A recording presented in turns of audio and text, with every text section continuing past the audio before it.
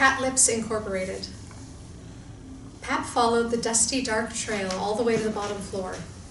Secret cubbyholes discovered and noted, he continued his travels through the tunnel that would lead him to the outside, where he'd spied all of the cats from his top floor window. He couldn't wait to meet them, as he was excited about finally being in the company of other felines. After he pushed through the screen barrier, he was finally on the outside, and he stared at the wide-open, treeless, large concrete area that was filled with cats, playing and socializing.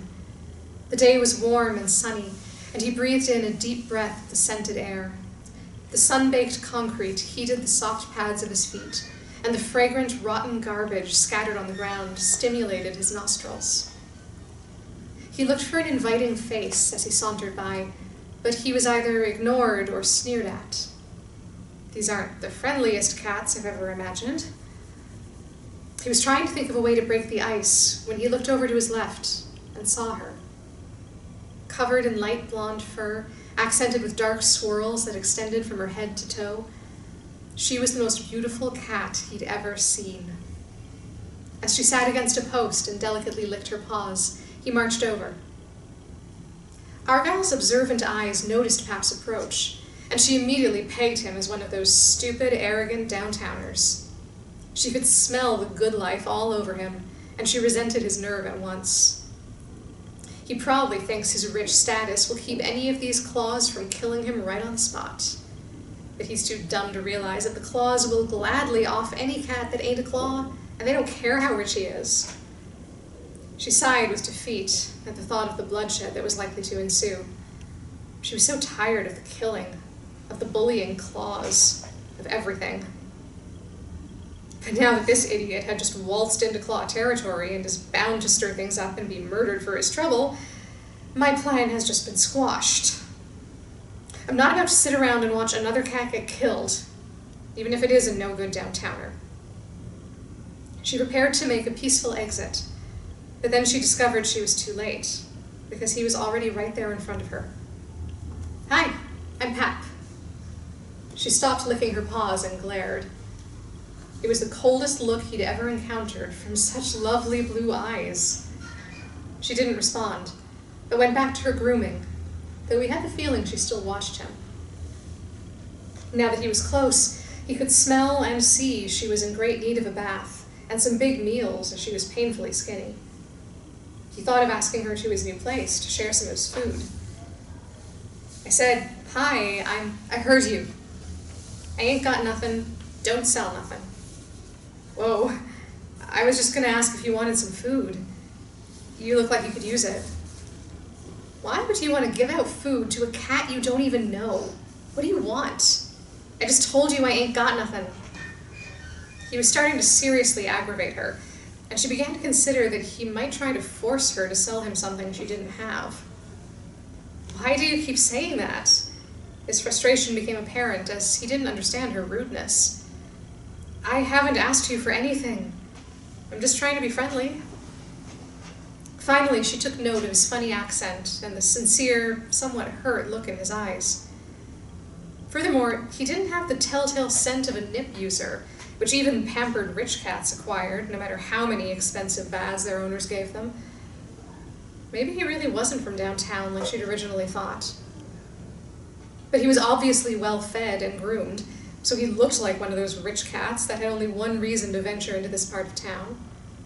They were never interested in helping the less fortunate cats like her, who were forced to live on the streets and scrounge for food. There is something different about him, though. Maybe he's as safe as he claims. "Where are you from, anyway? You talk funny." She gave him her full and friendliest attention for the first time, and Pap relaxed, glad that she was finally making reasonable conversation. "I don't know exactly how far from here, but we came a long way. There were lots of trees and grass where I used to live. My best friend was this dog named Charmin, and..." "A dog? Are you crazy? You're lucky he didn't bite your tail off. No cat that wants to live hangs with a dog." "She was my friend, but now I need a new friend to show me around. What's your name, anyway?" "Argyle." "So you're from the country. No wonder you're so weird." Pap decided to ignore that particular comment after all. At least he was nice. Instead, he turned around to observe the other cats on the playground. "Are these guys your friends?" She narrowed her eyes as she responded, "Nope, I don't have any friends. It's safer that way." "None of these cats look too good. Everyone looks like they're starving. Doesn't anybody get any food around here?" The lackluster, unhealthy pallor of the fellow cats unsettled him. He took great care in his appearance, and his clean, shiny coat revealed his attention. "I'm sorry we can't all look as perfect as you, King," Argyle replied, with an envious, sarcastic edge. "I guess some of us ain't lucky enough to live the good life in the country. But there's no nip out there, huh?" "Nip? What are you talking about?" Pap looked completely confused, and she chuckled at his ignorance. "I'm talking about a different type of catnip. You've heard of catnip, right? Well, this stuff is a lot stronger and a lot more dangerous.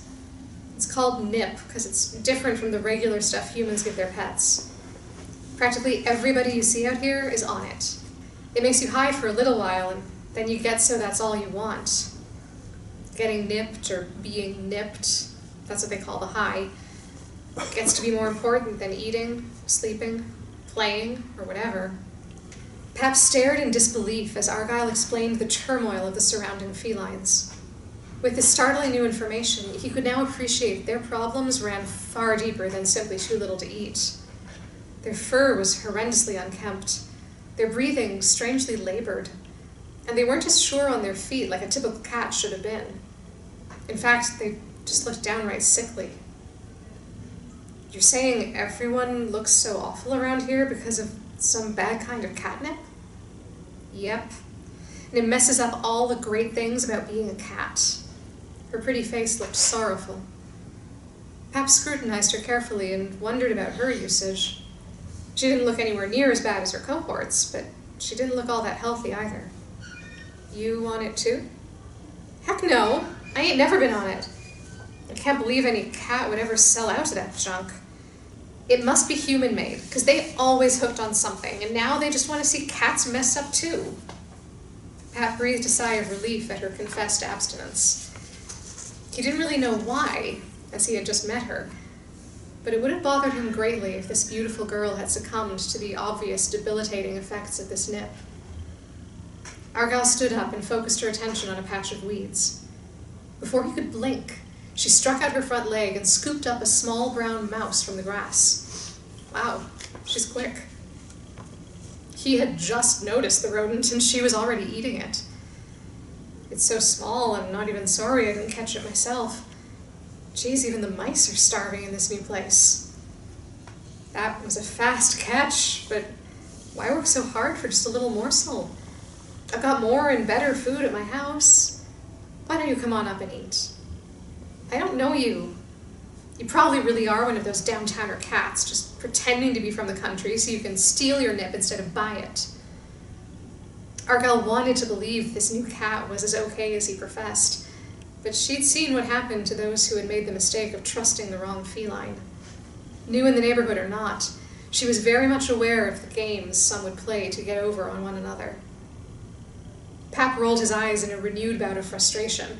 This is getting so old. What is up with this girl? Why does she insist I'm up to no good? Doesn't she see I'm only trying to be her friend? I already told you I just moved here from the country. Where I'm from, there are lots of trees, bigger mice, and everybody knows how to be friendly. He overemphasized this last phrase in hopes she might catch the hint. My mother and I just moved here a few days ago. Your mother? You're too old to live with your mother.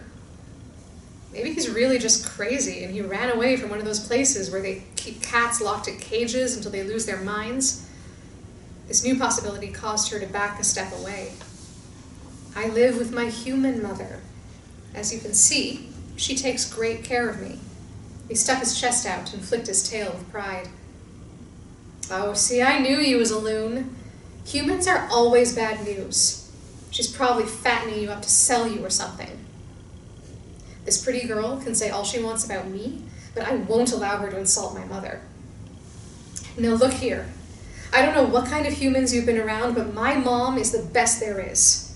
If you had good sense, you'd come upstairs with me and get some food in your belly. She'd probably take care of you too. We can't be friends if you're going to talk bad about my mother, so you can just stop it right now." Pap's tone conveyed his seriousness, and Argyle was taken aback by his protectiveness. She didn't understand, as she'd never met a human she liked. "I never said I was your friend." "Hey, Argyle, who's your new punk buddy?" A scruffy black and white cat kicked dirt and small rocks at Pap as he approached. Pap noted the old, healed scratches and scars on his face, and had the distinct feeling there could be trouble, while Argyle knew there already was. "I got too involved with friendly weirdo here and let my guard down, and now these nipped claws are going to kick his country butt. He's new around here, Poppy. Why don't you just leave him alone? He ain't bothering you." "He talking to Fat Max's girl. He bothering me." Poppy stopped close, and Pap realized this cat meant to hurt him badly. Argyle fluffed her tail and stepped in front, her face just inches away from Poppy's. A low, warning growl rose from her throat. "I said leave him alone. Won't be no trouble if you don't start none." Argyle's body tensed, and she slowly moved her frizzed tail from side to side to illustrate her growing agitation. She seemed fearless, despite the fact that tough-looking Poppy outweighed her by at least 5 pounds. Pap, on the other hand, was very afraid. His eyes scanned the surroundings and searched for a way out, but there was none. The other cats on the playground, each of them looked as tough and hardened as Poppy, gathered around them in an efficiently tight, silent circle. Argyle crouched down low to the ground and rustled the fur on her back. Abruptly she hissed and swung her paw across Poppy's cheek so fast it was a blur, and he yelped in pain. "Pap, run!" she shouted as she squatted even lower and shot between Poppy's legs and underneath his torso. Pap reared back and pushed hard off his hind feet and hoped his jump would clear the rapidly constricting circle. As he crossed over the top, a plug of hair was ripped out of the tip of his tail, but he managed to make it over what surely would have been his death ring. Argyle had just saved him from an ugly situation. Temporarily dazed by the sudden events, he stood still on the other side until Argyle plowed into his shoulder and almost knocked him over. "Come on!" She raced toward an open field, while Pap looked behind him and saw Poppy and about 7 significantly angry cats rushing towards them. He turned and ran after her, hoping he would live to see another meal.